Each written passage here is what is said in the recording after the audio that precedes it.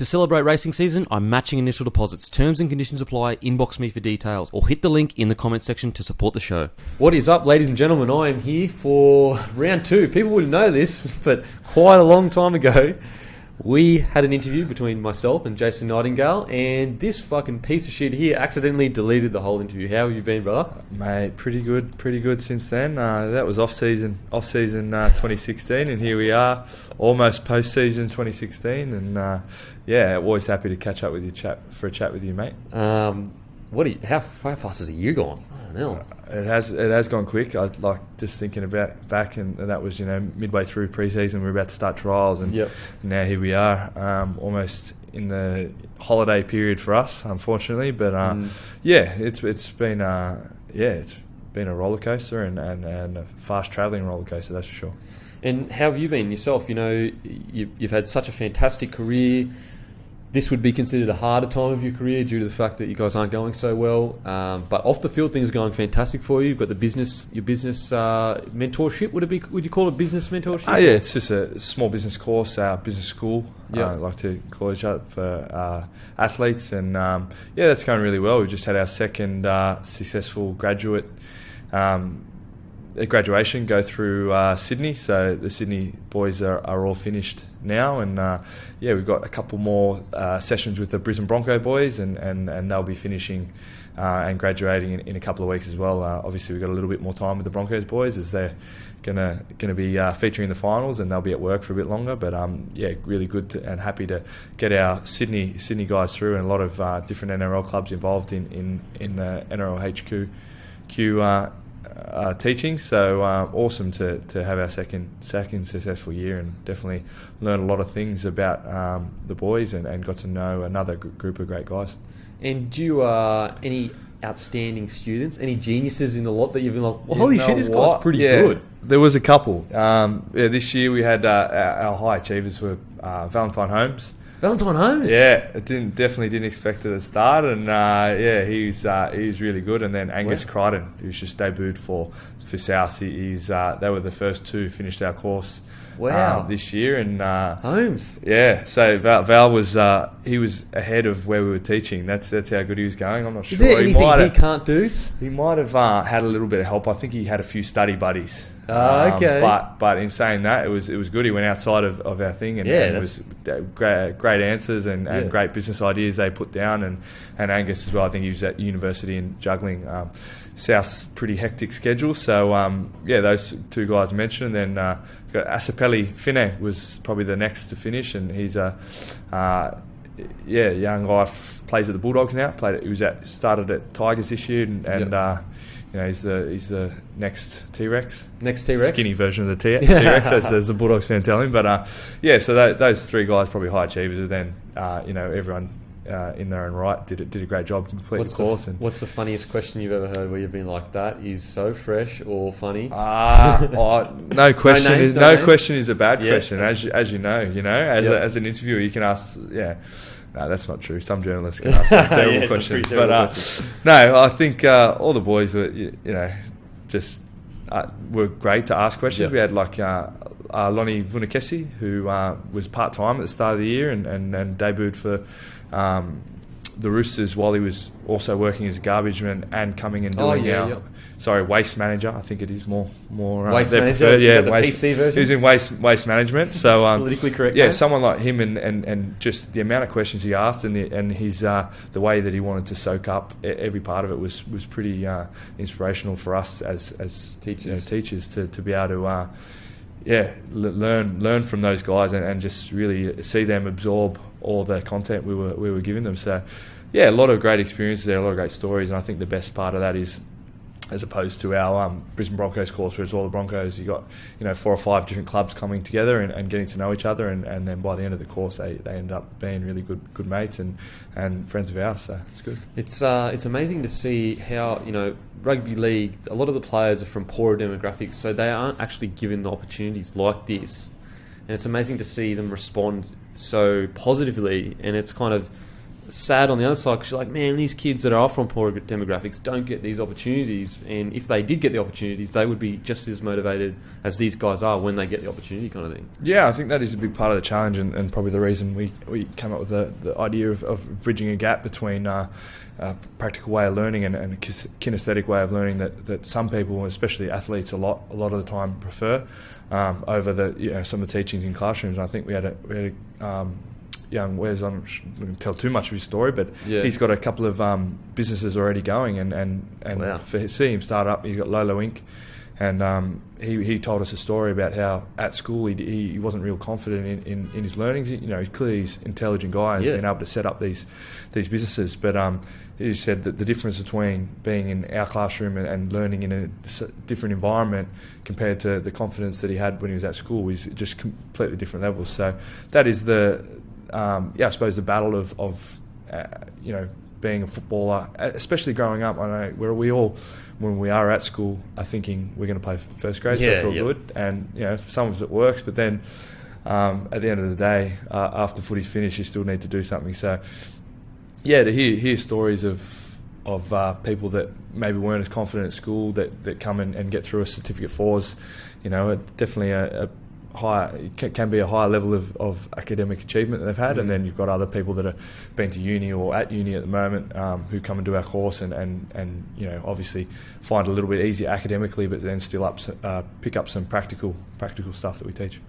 And for yourself, is this something that you're really enjoying, passionate-wise? Are you really finding that you're looking forward to going and doing it each week? Yeah, definitely. I spent pretty much every class with Sydney, and we had a Wollongong class, which you helped mentor one of the boys with, which was great. Will Matthews, he really enjoyed having a chat with you about all things you do here, and I think those relationships are probably the highlight for me. Is the bringing together the boys and having a group and a routine and a bit of a social for me, and then obviously you'd be able to teach it, and you do get a buzz out of being able to help someone and promote someone's positive thoughts. I think especially when it is about small business, some people have got some great ideas and come up with the highlight of the course is presenting your business plan at the end of the thing and being able to put that in place. And I think everyone's got an idea.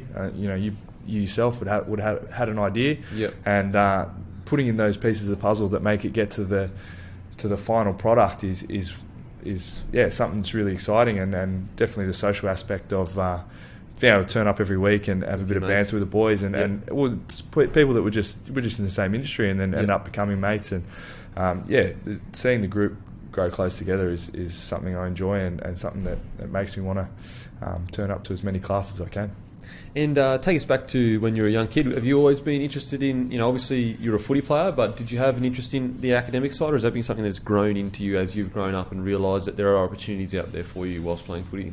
Oh, I think a big inspiration for us at our club was Benny Cray, and he set up the Graduates League program, and I was in that in the Graduates League program, and went to university and spent a couple of years there and learning, and I just felt like it was very enjoyable to learn, but I wish it was a bit different, and I think I didn't start till I was 24, 25, and it felt like I wanted it to happen faster, so the more practical I could make it, and that's what probably came up with the idea, along with my two business partners, Becca and Sam, to create the course and something that's more practical and can be enjoyed by everyone. And that's academically, I probably wasn't great at school. I mean, not probably, I wasn't great at school. But the Graduates League program and seeing Benny Cray and what him apply himself to that course and that they set up there was what made me initially go into it. And I really enjoyed a year and a half at uni, and my wife always tells me that I'm going to go back and finish it eventually. But in the meantime, I think I found this space for us to enjoy and to really help myself stay busy and create something I enjoy, but also to help the other boys perhaps transition from footy or just come up with some great ideas that they might use throughout their life. And if not, we've got a lot of skills that are really relevant to learning. So pretty long answer to your question, but the short answer is no, I wasn't great at school, and I think once I went to uni, I realised that I could actually got a bit of confidence out of that, and then that's what transitioned me and made me realise that I actually do like being part of education. It's just different styles work for different people, I think. Yep, definitely. And growing up, whereabouts did you grow up? You were born in Sydney? Yeah, born in Sydney, moved straight back to New Zealand as a kid. Grew up there, Papamaya, Bay of Plenty, where my grandparents still live now, and that was a great place to grow up by the beach, and then we moved back to Sydney. So when you were living, is that like away from the city? Is it near a city? Is it country town? It's east coast of the North Island. It's near Tauranga is the main city there, and it's 2 hours southeast of Auckland. Yep. Really good holiday spot, and I still spend Christmases there a lot, and go back there quite a bit. It's so it's like a country town on the beach kind of thing. I suppose it's like a beachside holiday place. A lot of New Zealanders spend their holidays there. Wow! So you're living on we grew up there, and it was pretty small back then, and Yep. it's got a lot bigger now, and certainly a great place to visit for us, and my family spent a bit of time there. So that's grew up initially, then moved back to Sydney, grew up from 5 till 10 here, then we moved back to New Zealand, lived a couple of years in a town in the Waikato, which was more of a country town. Okay. Yeah, it's sort of, Hamilton's sort of the centre of North Island, Yep. and we're about 20 minutes out of that, so a bit of a... So it goes, Auckland Auckland's city's north? Hamilton's an middle? hour and a half south. Yep. And then east of that is where I grew up originally, and so that was a couple of years, and that was a bit country town like, and Yep. and what was some memories that stand out for you as a kid that would differentiate your growing up to compared to a normal city kid's growing up? I think the big thing, Benji and I were talking about this the other day, is in primary school in New Zealand, you didn't have to you could wear whatever clothes you wanted. Oh, really? And we used to walk to school a lot of the time barefoot, never wear shoes, just wear bare feet to school. Bare feet to school? We used to walk to school bare feet. Weren't you freezing? Sometimes in Hamilton it can get pretty cold there. So this is Benj as well? Or everyone that grew up in New Zealand in a rural place, I don't know about Aucklanders or anything like that, but outside of Auckland and the cities there, I assume everyone did the same. I know Benji did in Whakatane, but we did in Morrisville, and used to walk to school. And so you genuinely be able to tell your kids, back in my day, I used to walk to school with no shoes on. Exactly. It's sort of every like when I was in Australia, if I ever turned up without shoes on, everyone would look at me weird. But in New Zealand, it was if you did wear shoes, it was a bit like, what are you doing wearing shoes? Like, you don't need to do that. That's so weird. And we played rugby. We played rugby barefoot until 13, I think it was. Till 13? Yeah, so... Wow. Used to be a lot of muddy mornings and that, and they never used to call it off. It was great. Just run around in the mud. I don't know how you weren't freezing. Oh, yeah, I think this must be something you get used to. Obviously, feet-wise, you got calluses on your feet from walking around barefoot for an amount of time. And so that's pretty enjoyable. I love that sort of easygoing way of just casual. Sort of, I don't know if it was country life or just New Zealand life in general, because that's the only time I went to school there. But walking to school barefoot, getting fruit off the trees, and running around playing rugby in the mud. Getting fruit off, so you're walking. So you were literally walking to school barefoot. It's like some fruit. Yeah, we got feijoas. Feijoas in New Zealand, everyone knows them. They're like passion fruit a little bit. Yep. And pretty tasty things. We used to have a couple of trees on the way that we stopped by and feast off, and those sort of memories are my closest cherished memories of growing up in New Zealand. And then so a genuine country kids. Only it was only 2 years of my life, but definitely some great memories that were very different to growing up here in Sydney, where I spent most of my time. Man, that's cool. That's really cool. I can just imagine a young Gypsy. Is that where you got named Gypsy from? Gypsy, the back and forward to Australia, New Zealand. It comes from Uncle Wayne. Okay, so you moved back to Sydney. Did you miss New Zealand a lot? We used to go back there, my sister and I, every Christmas and spend a lot of time with our family. Family lives there now. My parents moved back there after we finished high school. My parents moved back to New Zealand, and a lot of family. My whole family's pretty much back there. Yep. Definitely miss that side of things. I think the family is a strong connection in New Zealand, and that's it does feel a little bit like that when you go back. You go, oh, this is how good this being back with family. Contentment. It's like a relaxation. That's why I love going back there every time it's Christmas or sort of a time when it's family time. And that's probably the biggest part I miss about it. In saying that, I'm grateful for everything I have here in Sydney, and this is where I plan on spending. My wife's from Sydney and that sort of thing. So this also feels like home. And so you come over. You said when you're back over when you're 10. Did you say? Yeah. So you're 10. So did you start playing footy then? So I played Renown United in Sydney from nines to 10s before I moved to New Zealand, and then moved to New Zealand. They only had rugby, so I played a couple of years of rugby, and then moved back and played rugby league back for Renown United in St George Comp again. So played a couple of years of union, a couple of years of league, but mostly league growing up, especially when I was in Sydney. Did you enjoy union more? Was there a genuine enjoyment in union? Like if union was as big in Australia as it was in New Zealand, do you think that you would have stuck to union when you come back here? I'm not sure. I think the taste of rugby league, if there was rugby league in the town that I grew up in, I would have played rugby league, but they didn't. But in saying that, the rugby in that town was very enjoyable, and I played a bit when I got back when I was 12 and I didn't really enjoy it the same way that I did in New Zealand. So loved it over there, and really enjoyed that sort of community feel of running around barefoot on the park in the middle of winter in New Zealand is something about it that makes you attached to the game, and I don't know if it's rugby itself, but definitely the country town of going to a park and everyone playing rugby, no matter age, size or background, was certainly something that I remember, and that's probably the positive. And then you come back here, and I feel like when we played rugby here, I didn't enjoy it as much. I was playing a game of rugby so that I could enjoy keep fit, but also mainly maintaining my fitness for rugby league. Oh, okay. So rugby league was kind of key. Yeah. So were you always an athlete? Like you're a strong guy, you're acrobatic, and you wouldn't say it's about yourself, but you're strong, you're acrobatic, you're fit. Has it always been a situation where if you put your mind to it, you could be a professional athlete, or is it something that's slowly grown over time where you've just built that confidence of like, okay, I'm going all right here, I'm doing pretty well kind of thing?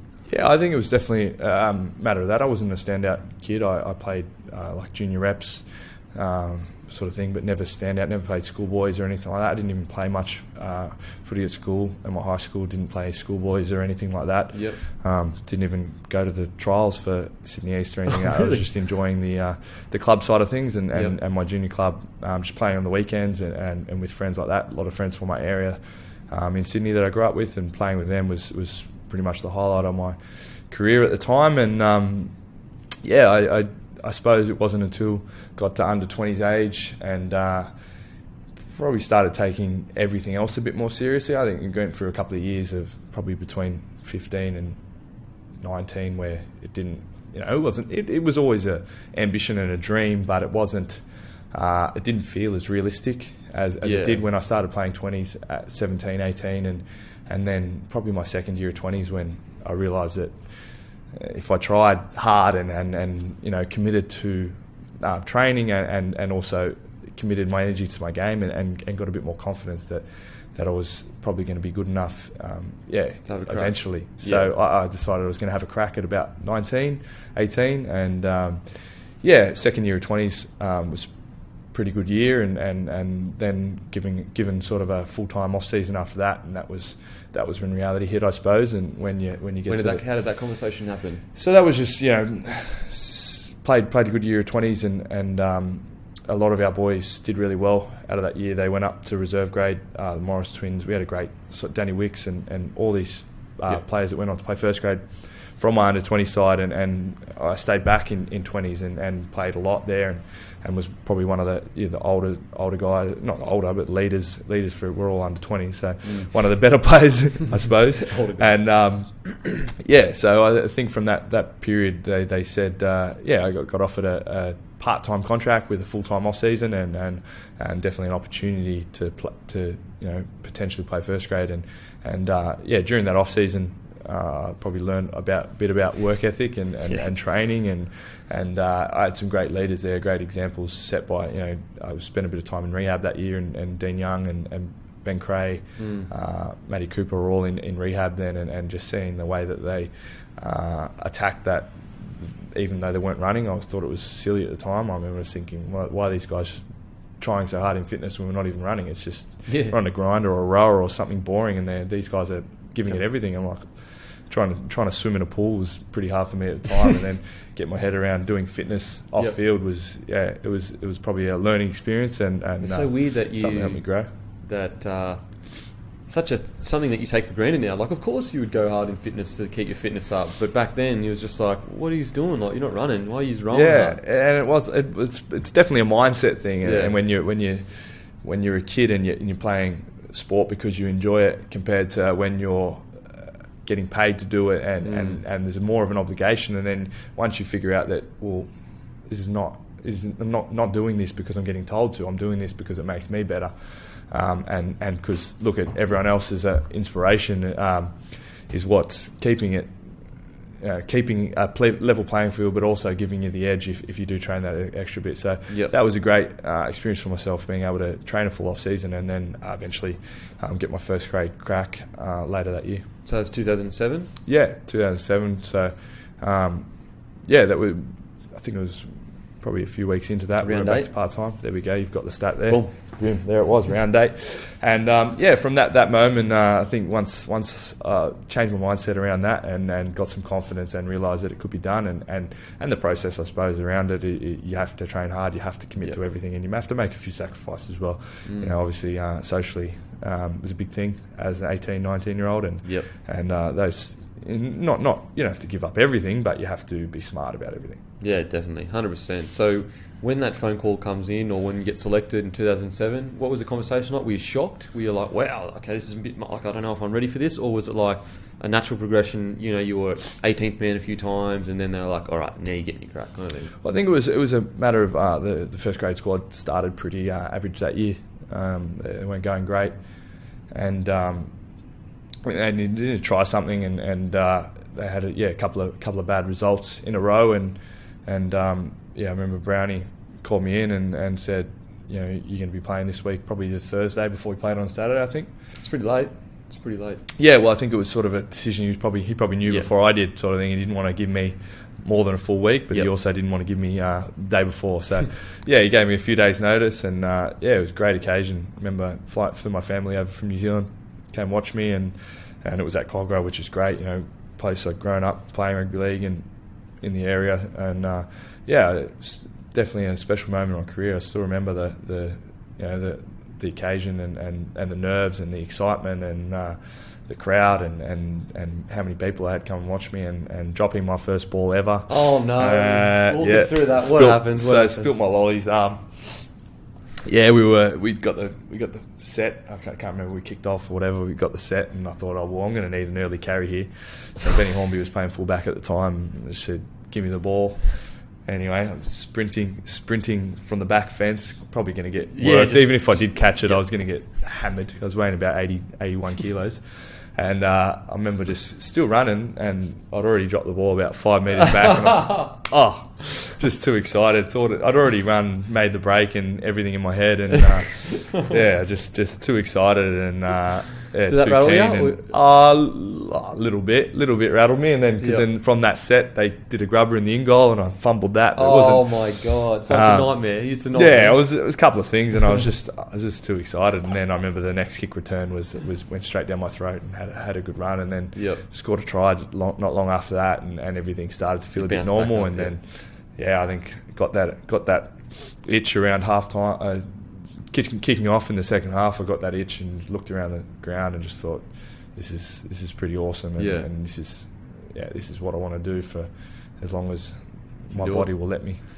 And what was that feeling like when you were looking around the stadium? What did you consciously feel something or think something? You're like, this is amazing. Like, I can't believe I'm seeing almost as wingers, we've got a bit of time to look around and enjoy our environment. I remember looking around the stadium at Cogra, and we were on the hillside, so close to the action, just looking around the fans, and I was thinking, everyone has turned up here to watch us play sport. Like, it's pretty awesome. Thousands of people, and most of them at our home ground going for us, supportive of us, and I think that's when got a little bit of an itch, and it all came.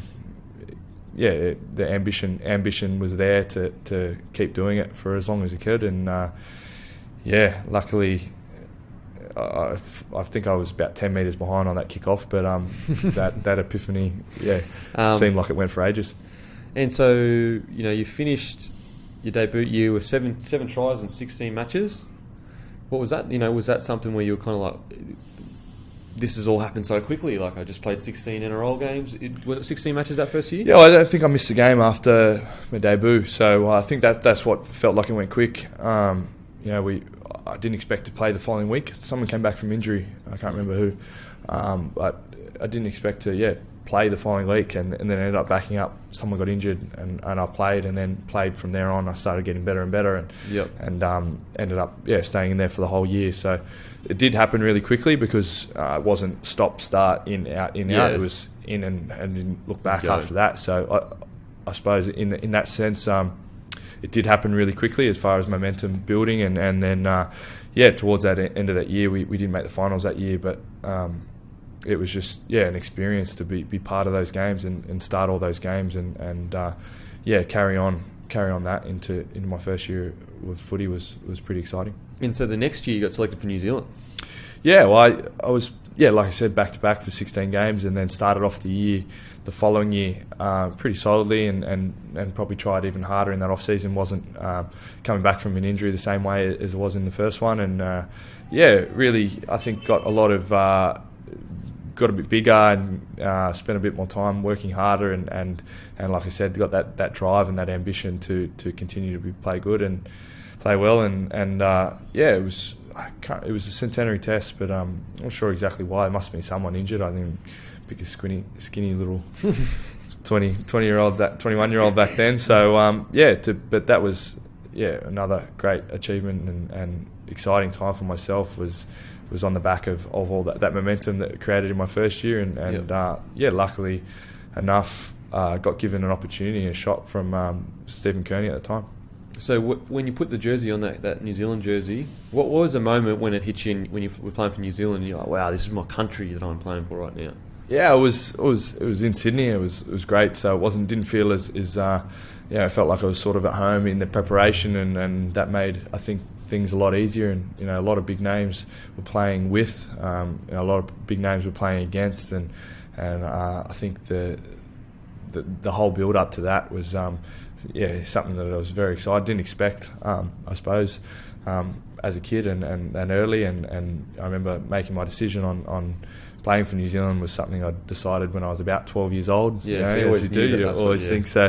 That to get that happen, get that opportunity so early in my career was something I was very excited for, and that game, the build up, and a bit of haka practice and all that sort of stuff that I hadn't done since happy haka.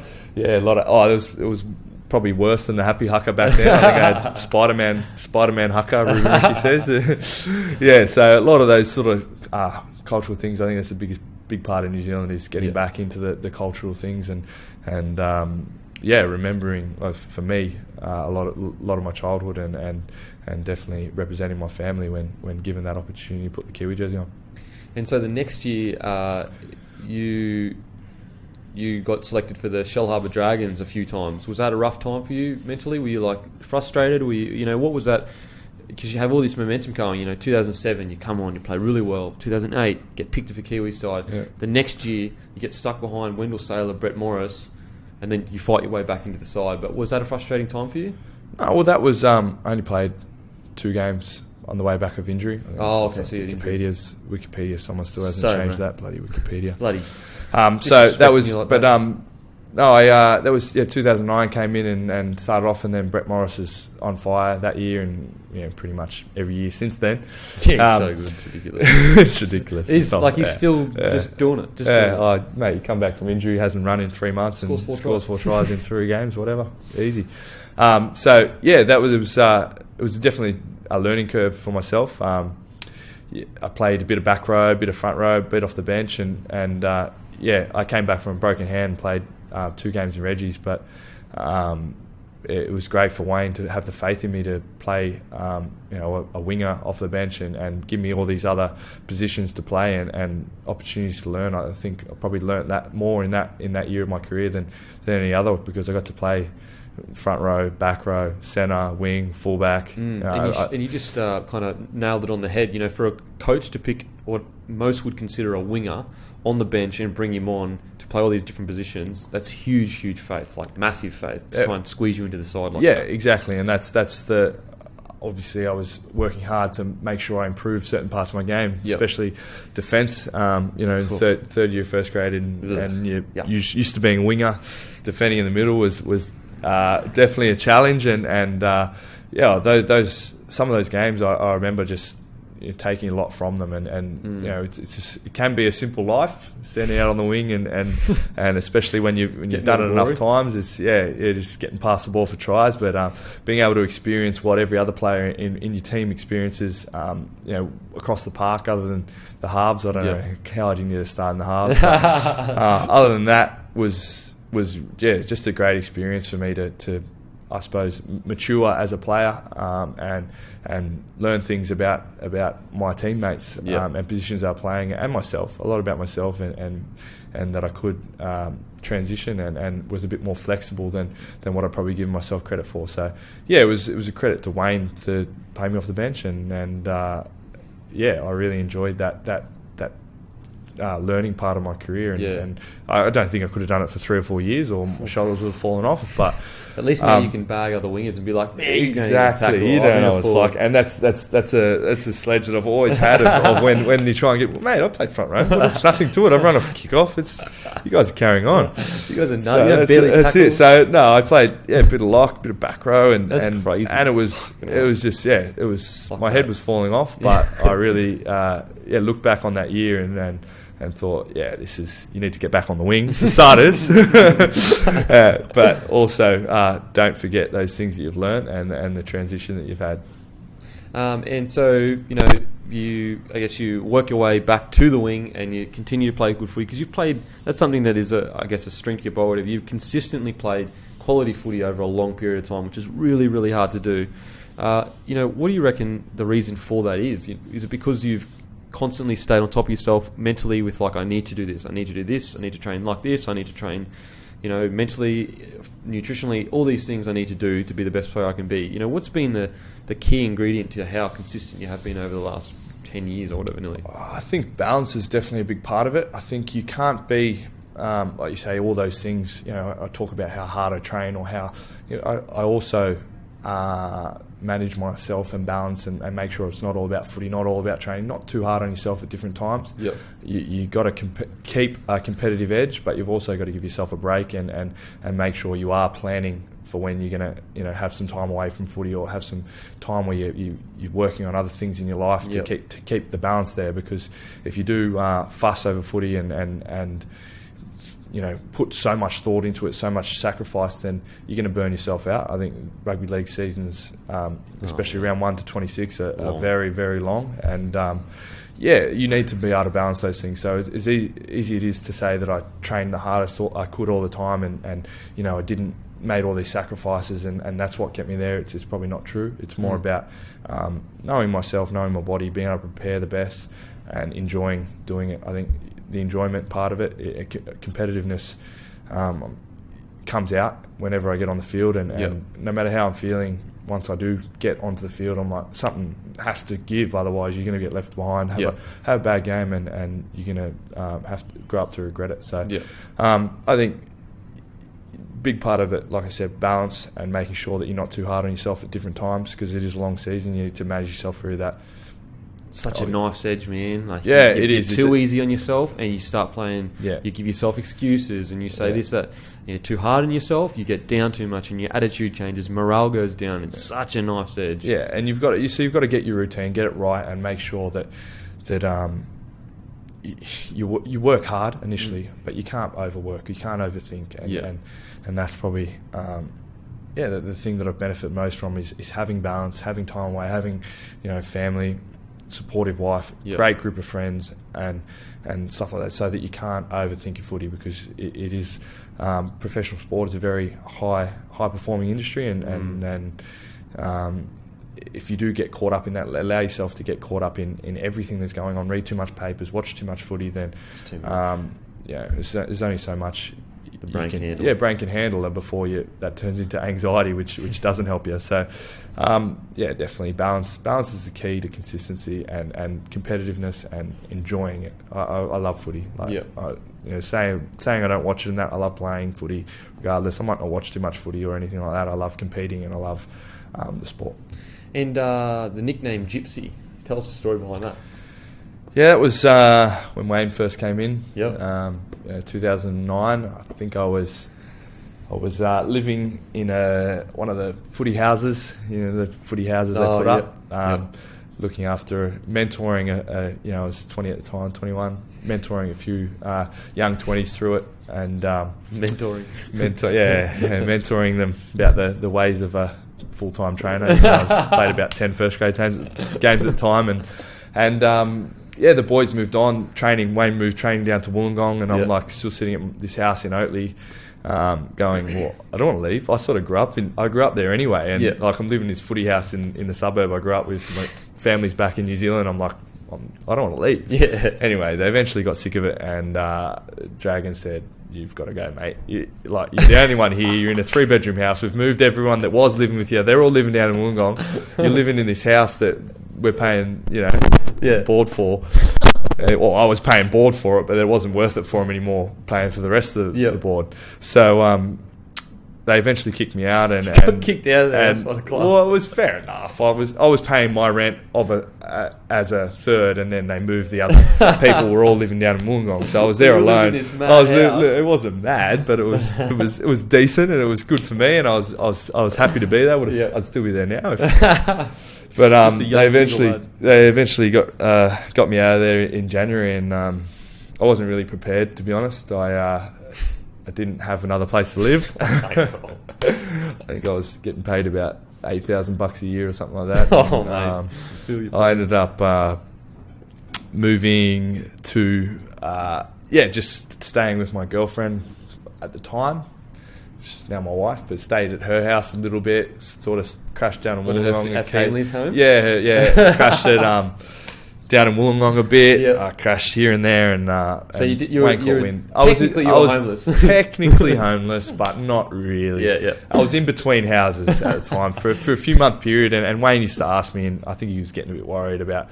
Yeah, you need a routine in that. Probably, I didn't have a routine and that sort of thing, and then the rest of that was the Gypsy life was credited with the way that I played footy and the Gypsy life. Playing on the wing, and sometimes I was in there or out there, and it really probably summed up that year for me as far as a winger that moved positions, moved houses, and all those things went into that nickname, and 2009 was very much that sort of year for me. And, so he coined it. He called you He Gypsy. did coin it. He's trying to run Nomad, didn't really pick up. So he ran a few. He ran a few. He tried a few. He eventually got to Gypsy, and it sort of stuck. So it was a moment in my life, and the nickname stuck, and I think it's probably fair that a few of my personality traits still live up to that. For the fans that are listening that don't know Gypsy, he's the cruisiest, chillest dude you'll ever meet in your life. Yes, it does fit your personality perfectly. I was living at Dennis' house for a while. 2 days a week, and we were training down in Wollongong. Probably the worst house at that time in Wollongong as a footy player to be living at. I think then it was part-time DJ, part-time footy player, part-time drop kick, fucking full-time drop kick. So 2010, you get to the grand final. You scored 2 tries. I mean, if there's a dream match to have, it's winning a grand final. You scored 2 tries in that grand final, went to a 32-8 victory. That year for you guys and for yourself personally, was a good year. Like, what was that moment like, that grand final moment? Was that a pinnacle of your career, you think?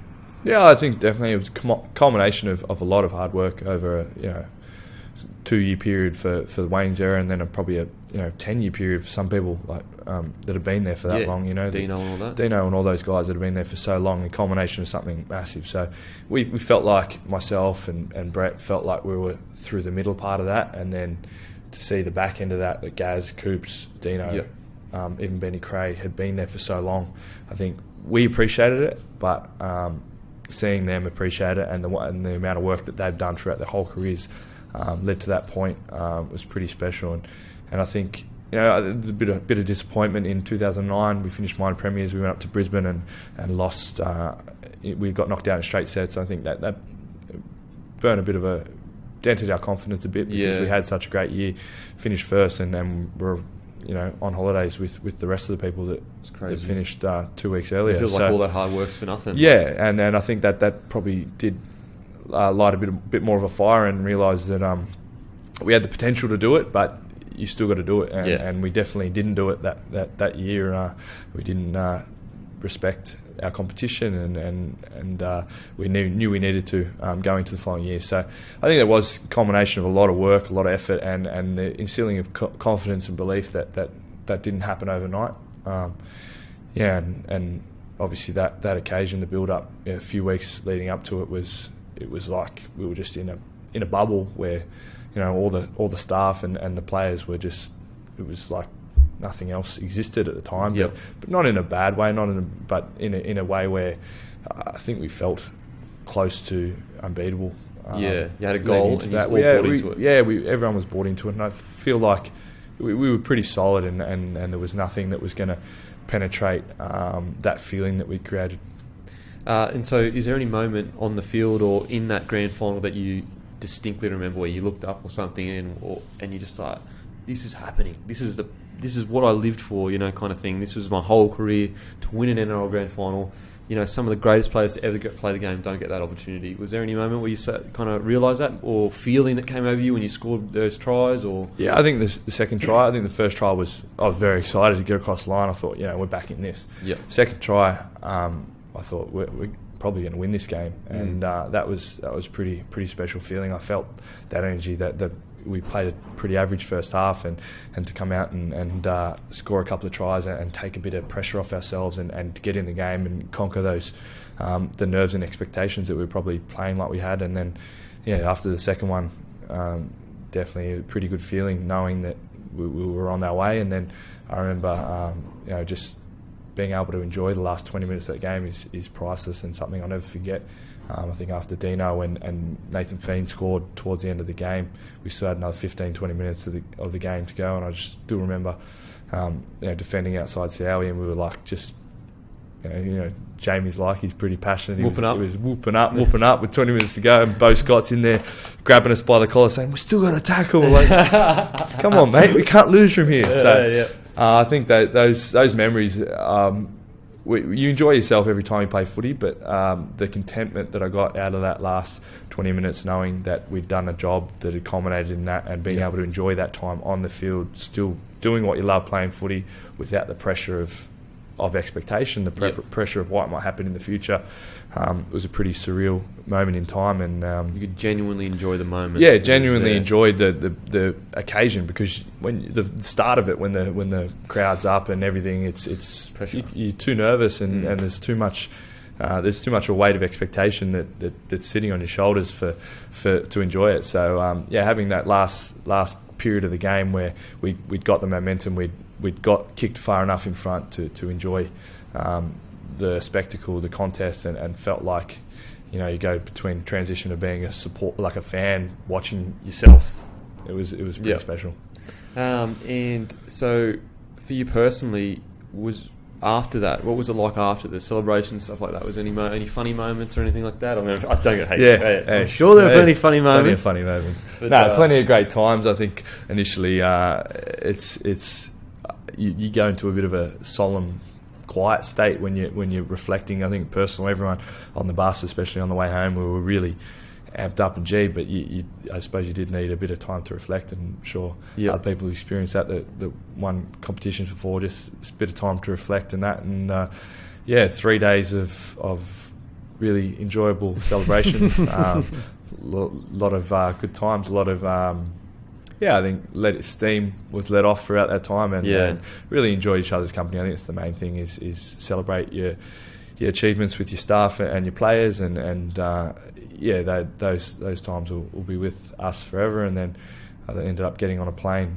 late that next week and going on tour with the Kiwis, and it was back to reality. Oh man, it would have been great, and it would also been like, man, I just want to enjoy this GM. Don't worry, we ended up going all right at the end of that year, and it was definitely the best off season we've had. The 3 months after we did finish Four Nations and we won the Four Nations, and best few month period. Just everything felt like pretty good, and definitely a feeling that I'd love to get back in my career. In your 200th game that you played, I mean, that puts you in a very prestigious group of players to play 200 NRL games.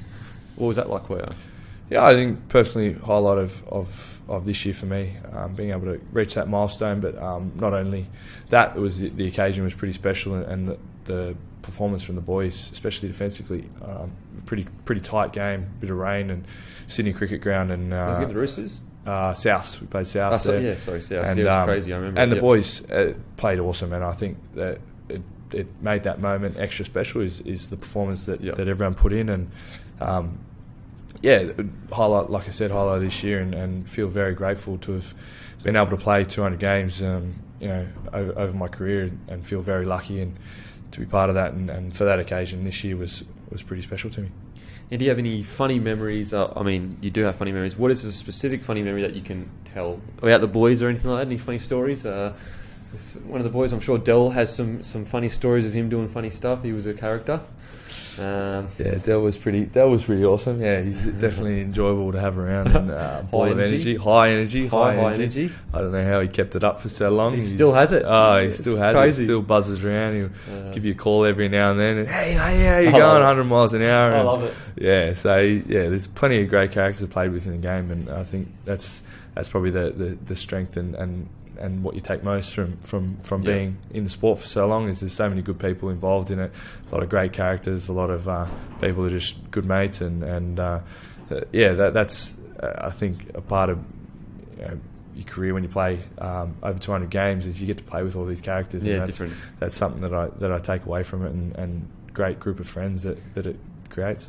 And you're going to see Benny Creagh retired this year. I mean, he would have been such a huge influence on your career, I assume. He's such a a lot of people don't realise how much of a stand-up guy Benny Creagh is. There's not a person that's ever met him that wouldn't say that he could be a role model for any person that you've ever met.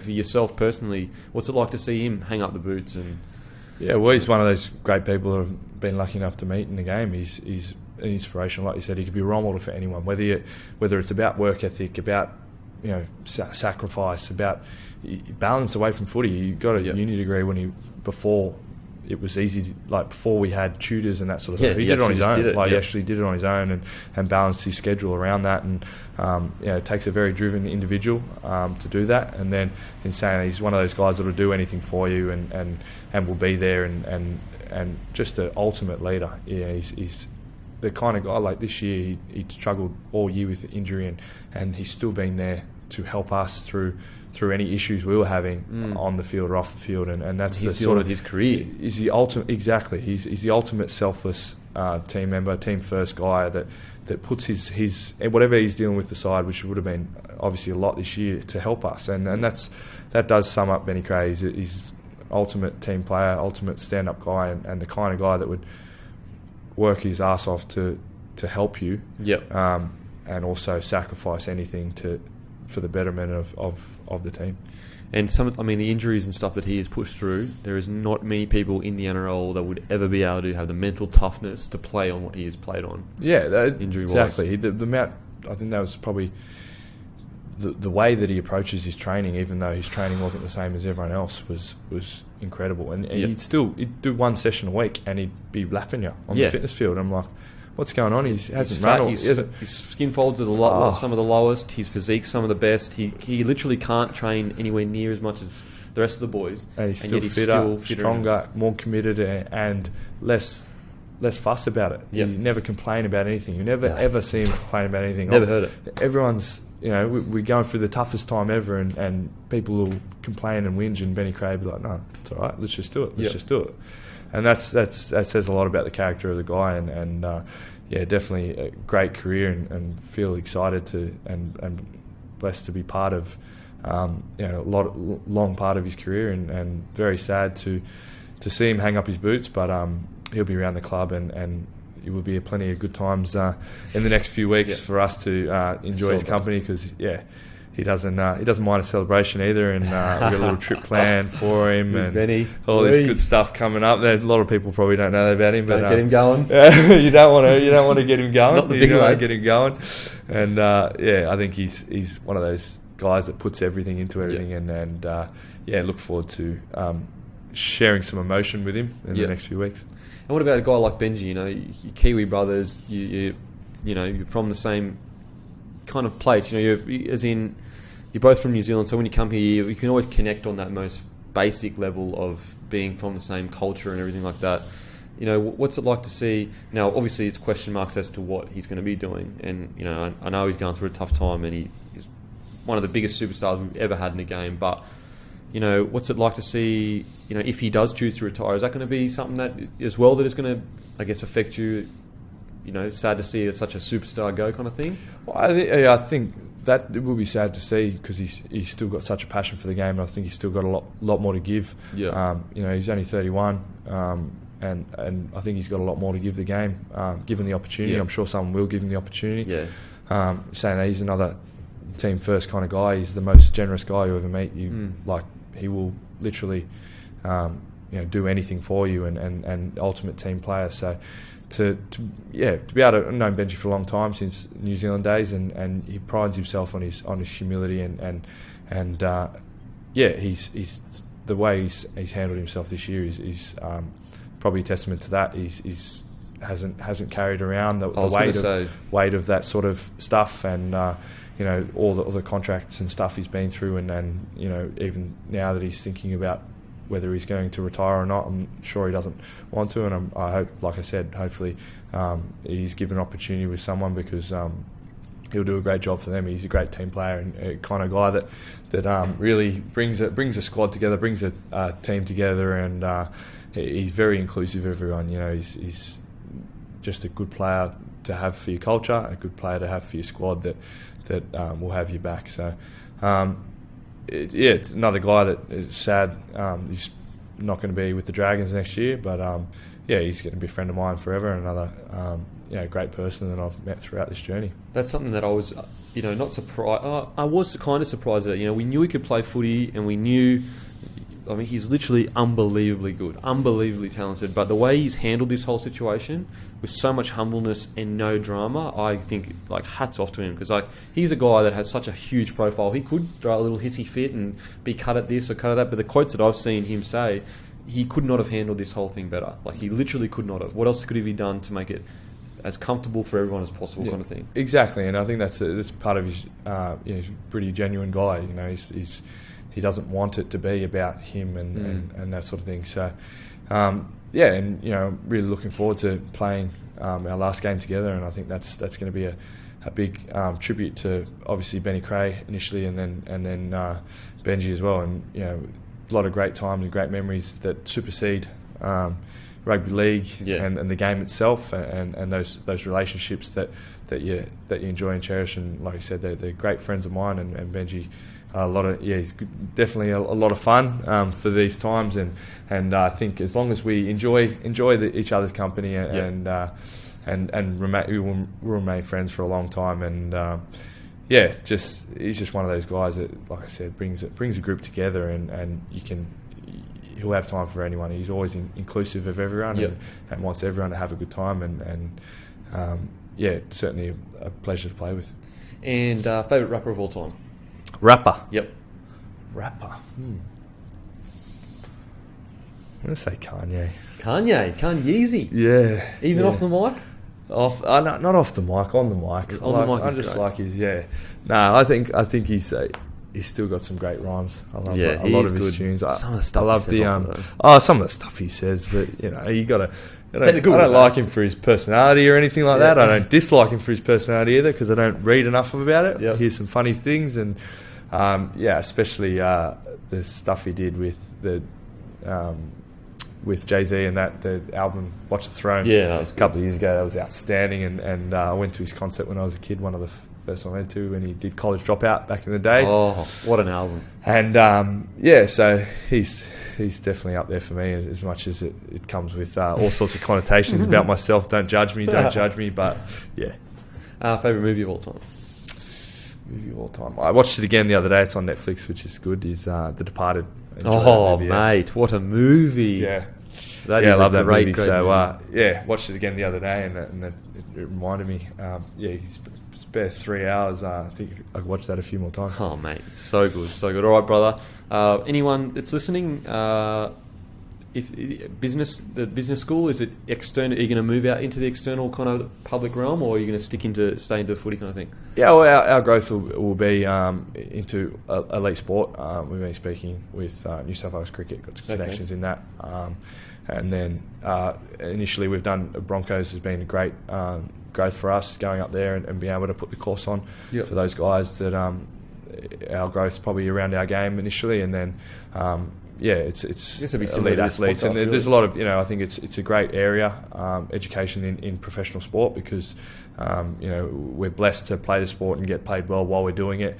But there's a whole career that you need post footy. 50-60 years. If we can teach some basic skills around that, and even if it is small business that people want to move into, then that's the benefit we get out of it, and I think that's the benefit that sporting codes get out of it. So our growth will be around that, but we're really focusing on elite athlete and making sure that we teach some really practical skills, and then also around transitioning people if it is the small business area that they want to be involved in. Awesome, brother. Thank you so much for coming on the show, and good luck with the birth of the next child. I hope it's happy, healthy, all that kind of stuff, and I'm sure I'll speak to you soon. No worries. Thanks, Kevin. To celebrate racing season, I'm matching initial deposits. Terms and conditions apply. Inbox me for details, or hit the link in the comment section to support the show.